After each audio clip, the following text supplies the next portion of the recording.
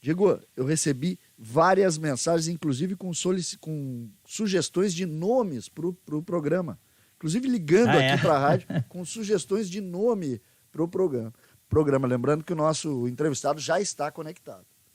Vamos com ele, então. Economista Paulo Rabelo de Castro, ex-presidente do BNDES, ex-candidato à vice-presidência da República. Bom dia, bem-vindo. Muito bom dia, Diego. Espero que você esteja bem aí em Orlando e o César deve estar no friozinho da nossa Porto Alegre. Bom dia para todos os gaúchos. É isso aí, presidente. Bom dia. Sempre um prazer lhe receber, doutor Paulo. O senhor que prazer é maior, meu. Um economista da Escola de Chicago raiz. Por isso que eu gosto de conversar com o professor Paulo. Olha, nós conversamos já há muito tempo e é sempre uma aula. Professor Paulo Rabelo de Castro, como é que está vendo a situação política brasileira na atualidade? Eu vejo como um barco quase emborcado. Eu estou sendo sincero porque os ouvintes da Bandeirantes são todos espertos e inteligentes, não adianta a gente ficar com lero-lero. O grande devedor desse processo é, infelizmente, o governo federal. Não vou falar do presidente, nem nomear o ministro esse ou aquele. Quando uma equipe falha, quando uma equipe está perdendo 7-1, é a equipe inteira. E nós precisamos reverter o jogo. Estou fazendo esse comentário menos com espírito crítico e mais com espírito construtivo, porque eu acho que a pandemia, esse maldito vírus que nos acossa, ele também nos alerta. Muitas vezes, numa situação gravíssima em nossas vidas particulares, nós temos um lampejo de que esse é o momento de virada. E nós estamos diante de um momento de virada, de uma oportunidade única de união nacional em torno de um programa de retomada que ainda não foi anunciado, porque não existe essa coesão nem dentro do próprio governo. E muito menos entre o governo e os demais poderes. Quando eu falo do governo, falo do poder executivo, aí incluído como governo no sentido amplo, um grande pacto envolvendo governadores e governadoras, prefeitos e prefeitas. Em outras palavras, o vírus deveria nos mobilizar para uma unidade nacional em prol da retomada desse desenvolvimento que já era precário no Brasil e agora está perdido completamente com o anúncio que o FMI fez aí. Não é que eu compactue com esse número de uma queda, um recuo da ordem de quase 10% no produto interno bruto. Isso pode não significar assim uma coisa prática aos ouvidos de alguém que não é da área econômica, mas você sabe muito bem que quando a gente fala de uma queda na renda das pessoas da ordem de 10%, isso é muito mal distribuído. Os banqueiros vão ter um acréscimo de renda, e não estou também metendo pau nos banqueiros, só estou constatando a realidade que os lucros deles, vocês podem anotar, em 2021, vão ser mais muitos bilhões em decorrência da pandemia. E, enquanto isso, na base da pirâmide, mesmo com a mesada de 600 pratas, haverá uma queda acentuada de pelo menos o dobro desses 10%, pelo menos 20% de queda. E imagina, se você ganha R$1.000, R$1.200 e tira 20%, não é apenas a mesma coisa que você ganhando R$10.000 e perder R$2.000, porque você ainda se vira bem com 8.000. Mas quando você perde 200 pratas em 1.000, você está perdendo aquele prato de arroz com feijão para dar para o seu filho que você não tem mais para dar. Uhum. Eu ontem, deixa eu fazer mais uma pergunta, depois já passo para ti, César. Ontem eu assisti a live do presidente da República com o ministro Paulo Guedes, professor Teve Paulo live, Rabelo. Teve live. Eles precisam acordar mesmo, porque live em inglês é uma coisa viva, né? Você que está em Orlando praticando o teu inglês sabe, né? Sim, live, sim. Alive, significa estar vivo. Quem sabe eles acordaram. Pois é. Ontem o ministro Paulo Guedes, o nosso ministro da Economia, ele disse que não acredita na previsão do FMI de queda de PIB de 9% para o Brasil. Ele até fez uma referência, eu achei até estranha a referência que ele fez a profissional do FMI, que foi visitar o governo e esteve com ele. Ele disse, era uma moça da Coreia, não conhecia nada do Brasil, mas eu conversei com ela e tal. Eu acho improvável que alguém que vá fazer índices, vai estudar um país, visite um governo, não conheça nada do país, mas tudo bem. Mas a questão é a seguinte, ele disse que o Brasil, ele vem dizendo que o Brasil vai surpreender, porque a economia é um organismo vivo. Eu quero lhe ouvir, se o senhor concorda com isso, se podemos ter essa esperança. Meu querido Diego, eu respeito bastante Paulo Guedes, ele foi meu colega lá em Chicago, chegou um ano depois de mim, vamos deixar então a coisa em pratos limpos. Tomamos a mesma água, estudamos os mesmos livros, não sei se aprendemos as mesmas coisas. Mas o fato é que se ele bobear, ele vai ser chamado de Rolando Lero, porque já passou da hora do ministro parar de fazer comentários. Comentarista é você, e aliás, um excelente comentarista, maravilhoso, César, sua equipe inteira. É função sua polemizar, discutir, criticar. O ministro tem que fazer, anunciar e executar. Isso é que é fazer. Anuncia e executa, anuncia e executa. O que não foi executado, explica, corrige e executa. Ele há 2 anos está só fazendo comentários esportivos sobre o jogo. O jogo está 7-1 contra a gente, ele diz que o time vai surpreender. Nós esperamos que sim, mas de onde não se coloca nada no liquidificador, o suco é um suco de nada. Nós precisamos colocar os ingredientes para fazer o suco. E que importa se não for cair 9%? A RC Consultores, que é a nossa empresa de consultoria, quero te dizer, também não acha que seriam esses 9%. Acha que o recuo vai ser mais próximo de 6% a 7%.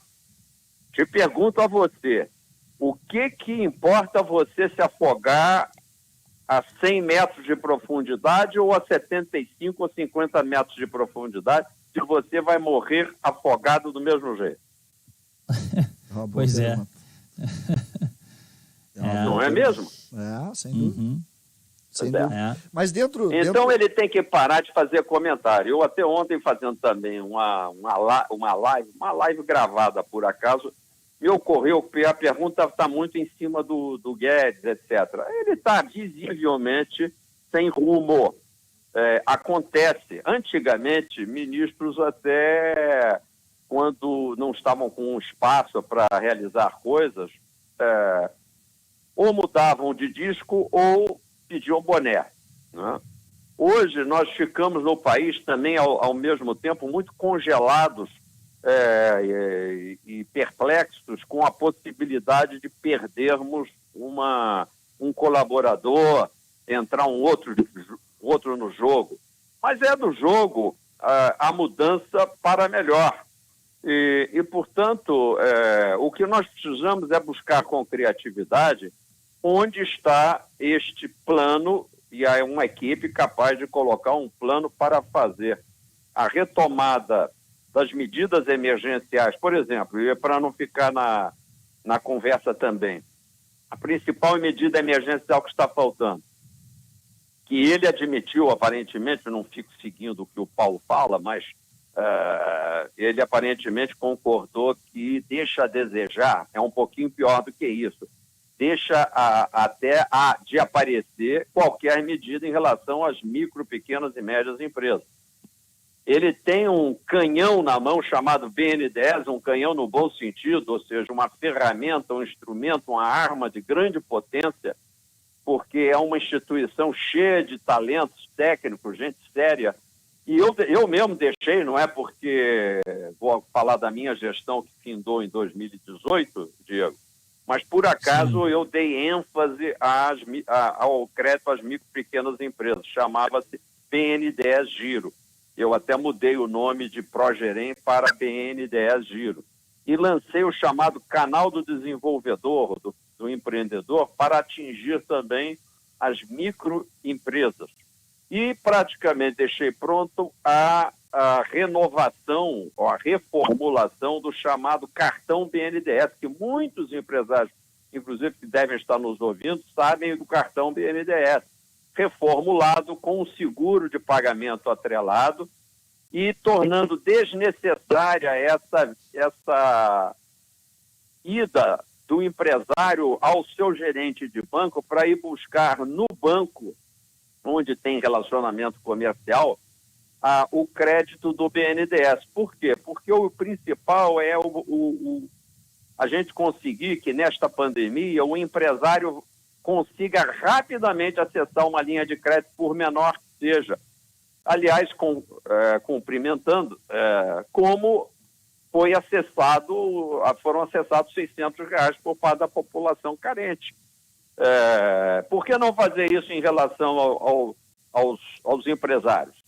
Por que não ativar o cartão BNDES? Você sabe que, inclusive, em 2019, no ano passado, eu soube alarmado de que o BNDES Giro, essa linha, tinha sido cancelada pelo banco. Ou seja, na realidade, a administração atual não está enxergando o empresário brasileiro. Simplesmente não está. Não está querendo, vamos dizer, organizar o processo de colaboração, não diria nem de socorro, porque quem se socorre é o próprio empresário, mas é preciso que se dê os meios a ele. Então, essa parte emergencial está muito mal estruturada. Aliás, ela nem estruturada está direito. E existe uma parte reformista e principalmente de retomada dos empregos e dos investimentos, essa não dá nem para falar, porque, pelo contrário, é um recuo generalizado do processo. Então, como é que ele diz que vai surpreender? Só se for para pior. Mas doutor Paulo, seguindo nessa linha do BNDES e dessa arma potente, que tipo de posicionamento prático a gente poderia ter para atingir esse pequeno empresário? Porque a gente vê algumas movimentações da estrutura da economia brasileira, mas como que isso poderia ser prático, assim, do ponto de vista prático? O que poderia ser feito? Ô César, aqui num programa de rádio, não é que a gente vai reformar um programa, certo? Claro. Mas assim, porque o ministro teve 2 anos para pensar esse assunto com uma equipe enorme. Agora, César, Diego e Paulo Rabelo... Vamos resolver o Brasil. Vão resolver o problema. Isso é típico de uma entrevista nossa. Mas você sabe, eu aceito o desafio. Eu acabei de falar do cartão BNDES. Onde está o cartão BNDES? O cartão BNDES faz com que o empresário consiga ir comprar equipamentos. Por exemplo, ele precisa atingir os seus clientes de modo digital, ele não está podendo abrir a porta, mas ele quer organizar um grupo para poder estabelecer uma mídia digital do seu negócio, etc. Ele precisa ir ali numa empresa, comprar 3 laptops, ele precisa comprar um modem, roteador, não sei o quê. Cadê o cartão BNDES? Isso já ajudaria demais, não é? Então, o cartão BNDES é um instrumento prático. Segundo, quero dizer para você, César, que eu sou o cara que eu não gosto de ficar falando programa sem já ter feito alguma coisa. Então eu montei um programa baseado no financiamento de uma outra conta importantíssima para qualquer empresário, que é a conta de energia. E já explico por que a conta de energia. E enviei para o superintendente da área. Eu não estou no BNDES mais, eu não sou presidente, mas eu me achei na obrigação, estando eu aqui sentado na cadeira e olhando o Brasil e a pique, é minha obrigação. Mandei isso lá para o BNDES, estão estudando.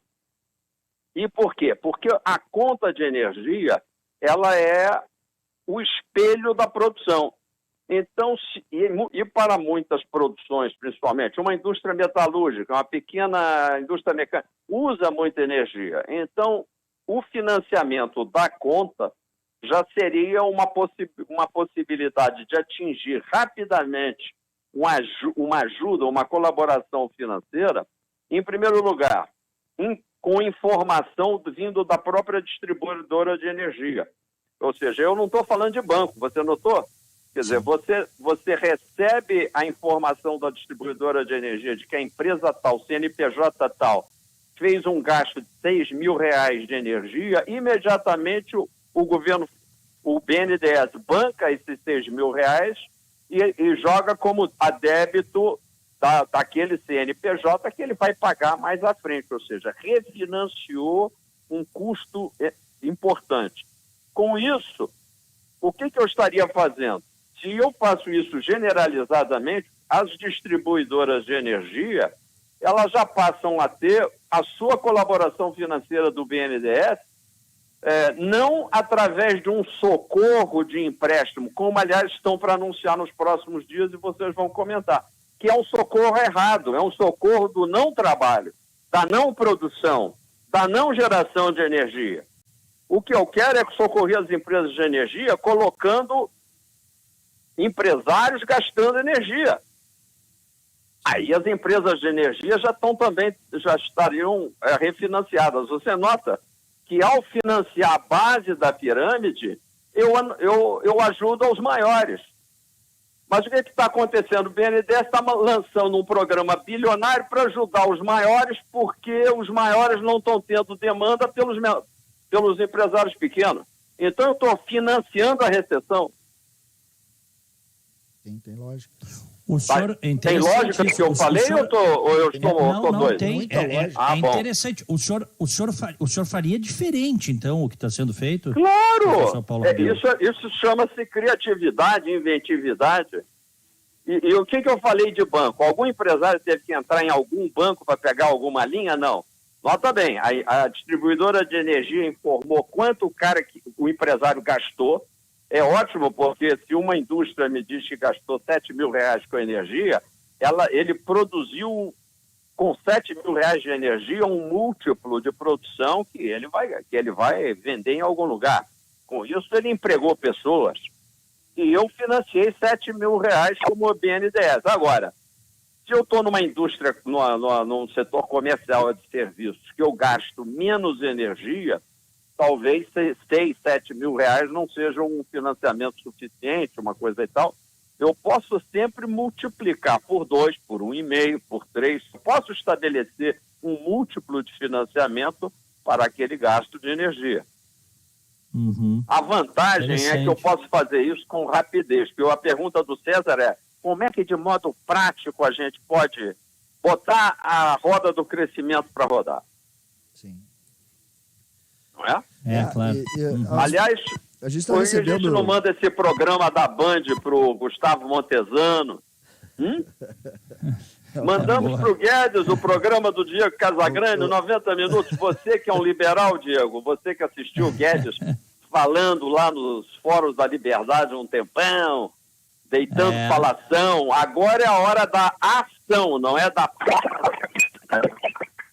Eu estou sendo enfático para mostrar aos nossos ouvintes gaúchos que tem solução. Se o país é um país extraordinário, estamos numa pandemia horrorosa, não tem dúvida, mas a topada nos ajuda a caminhar. Quer ver uma outra estupidez? O STF, com essa decisão recente agora, de dizer que o setor público não pode ajustar salário, não pode ajustar gasto. Nós comentamos e criticamos isso aqui. Hein? E porque a medida é uma cláusula pétrea, quer dizer que para cima de mim, que sou do setor privado, não tem cláusula pétrea. E o STF, ele está lá para quê, né, Diego e César?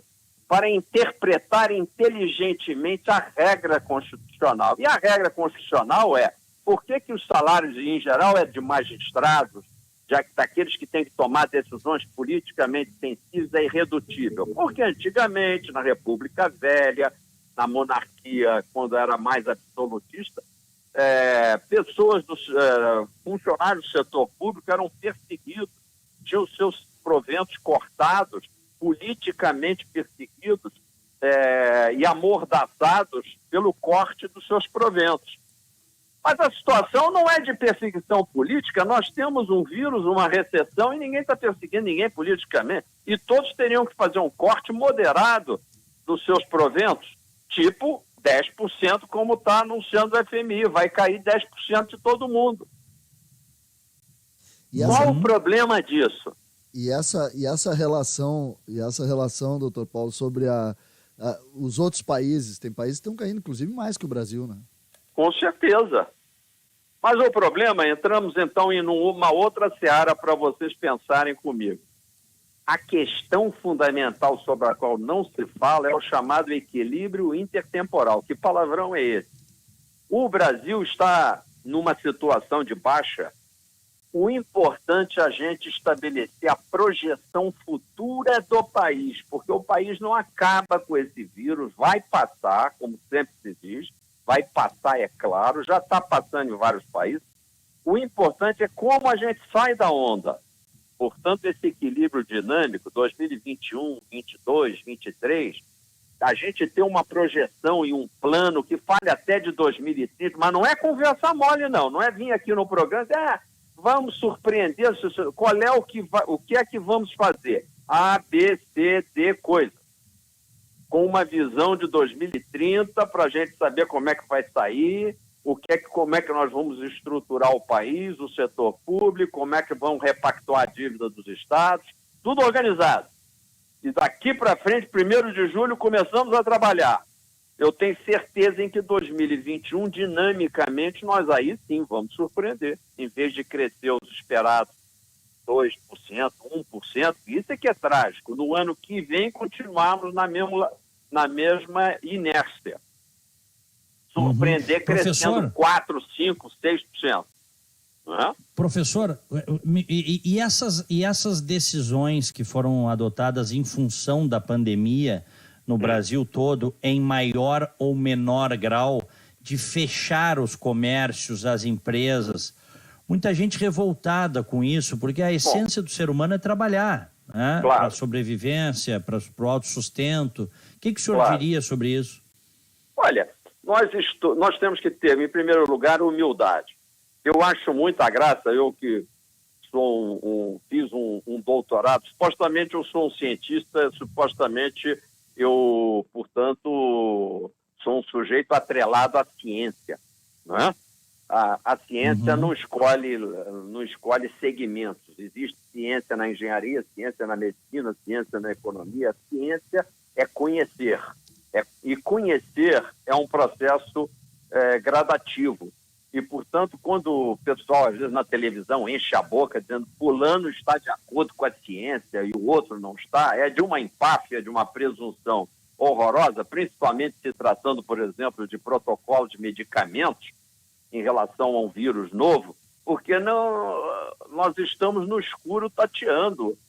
Os cientistas precisam, antes de mais nada, duvidar e indagar antes de se jactar que estão descobrindo isso ou aquilo. Na economia, a mesma coisa.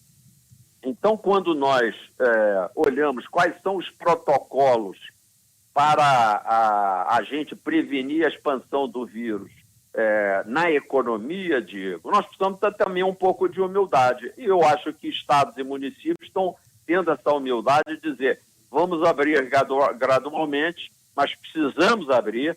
Na medida em que a gente perceba que está havendo algum problema, a gente faz os recuos táticos necessários, como num jogo, não é? Mas nós precisamos avançar. Nós precisamos partir da defesa para o ataque para fazer algum gol. Senão não tem gol. Não é? Então, eu acho que... E estamos aprendendo certas coisas. Por exemplo, é impraticável a gente ter qualquer tipo de contato, já não falo em aglomeração, sem a máscara. Então, eu costumo brincar aqui, brincar sério, dizendo, olha, como é que eu colocaria aí a multa? E você quer ver um anúncio que fosse feito pelo presidente da República, já melhoraria bastante a observância da máscara? É você pedir o CPF do indivíduo que está sem máscara na rua. O senhor me deu o seu CPF. Se o senhor tem R$600 do governo, o senhor pode esperar que no mês que vem não terá mais. Porque se o senhor não colabora com a sociedade, a sociedade não precisa colaborar com o senhor. Você imagina se o Jair Messias Bolsonaro fizesse o anúncio de que será solicitado o CPF do indivíduo que está sem máscara em algum local público? Você me diz, Diego, se algum brasileiro ia ficar sem máscara? Claro que não. Mas ele mesmo desdenha Pois da pandemia, mas aí é né? que temos que ter um mínimo de disciplina, né? Uhum. Temos que ter. Mas parece que agora ele se enquadrou de bonitinho. E eu também estou mencionando o presidente da República, porque ele é a figura máxima da liderança. E ele tem que assumir essa liderança. Aliás, ele foi eleito para ser o líder. Mas eu não lançaria pedras contra o presidente e economizaria críticas para os demais poderes e para todos nós como um todo, porque todos nós temos uma parcela de culpa nisso. Eu, inclusive, cada um de nós podia estar fazendo mais. Quando o Brasil, vou repetir a história do 7-1, a equipe não está bem. O Brasil é muito melhor do que a gente está apresentando, Diego. Muito. Agora, quer ver uma área que está dando certo aí, que tem muito a ver com o nosso Rio Grande do Sul? A parte do agronegócio. Infelizmente, eu tenho 30 segundos para terminar o programa. O senhor, eu quero lhe convidar, o senhor vai ter que conversar mais vezes conosco aqui. É sempre um prazer lhe receber, sempre que você viu? quiser, você não me liga. Estou que nem namorado abandonado. Eu por mim, o senhor toda hora fala conosco aqui. Em breve nós vamos agendar outra entrevista, pode ser? Por favor, será um prazer. Então tá bom. Professor Paulo César, um grande abraço, Diego. Abraço. Um carinhoso abraço para você, para tua família querida, tá? Valeu. Igualmente. Muito obrigado. Doutor. Igualmente. Um forte abraço. Grande cabeça, viu? Família Gaúcha, o meu mais carinhoso abraço. Muito obrigado. Valeu. Forte abraço, professor. Grande figura. Ex-presidente do BNDES, economista da Escola de Chicago, autor de um livro espetacular chamado O Mito do Governo Grátis. Professor Paulo Rabelo de Castro. A gente já pode até deixar uma entrevista agendada com ele aí para o mês que vem, viu, César? É verdade. O que tu acha? Muito bom. Sempre um prazer, mas sempre